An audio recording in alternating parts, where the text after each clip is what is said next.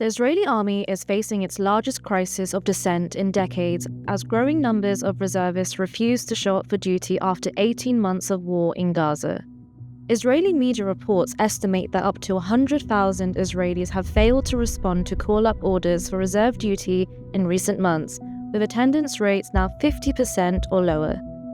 Israel is heavily dependent on reserve forces to support the 100,000 or so soldiers in regular service, with a surge in refusals threatening to weaken the military.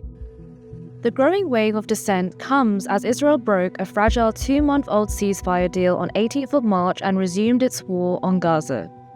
Reasons for refusing to serve vary, with Israeli reservists citing family issues, economic concerns, fatigue, or opposition to the government's motivations. To stay in power, Israeli Prime Minister Benjamin Netanyahu requires the support of far-right ministers who had threatened to leave the coalition if the war ended. He is also trying to stave off a state investigation into the 7 October attacks, as well as a corruption case. Since the return to fighting, a growing chorus of veterans, reservists, and civilian professions have signed open letters criticizing the government's war aims, adding to the pressure on Netanyahu from families of Israeli captives and their supporters. On the 10th of April, nearly 1,000 reservists and Air Force retirees signed a petition saying the war served personal and political interests rather than Israel's national security. Similar letters followed, with thousands of senior veterans from Mossad, the Armored Corps, the Navy, and elite intelligence units urging the return of captives in a deal.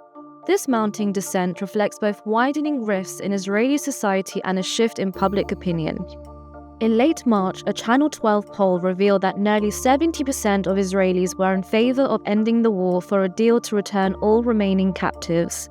In the face of growing opposition, Netanyahu has hit back at the protests, labeling them marginal and extremist, and saying active reservists who signed open letters or refused to serve would be fired.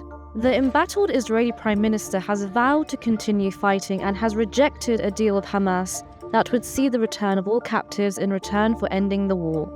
Since breaking the ceasefire, Israel has tightened its control over Gaza through a series of buffer zones and security corridors that many fear is a prelude to the reoccupation of the territory and expulsion of Palestinians. But while the scale of open dissent within the armed forces and Israeli society reflects the war's waning legitimacy, it remains to be seen whether the growing protest movement will impact government policy or undermine the army, which continues to be the country's most revered institution.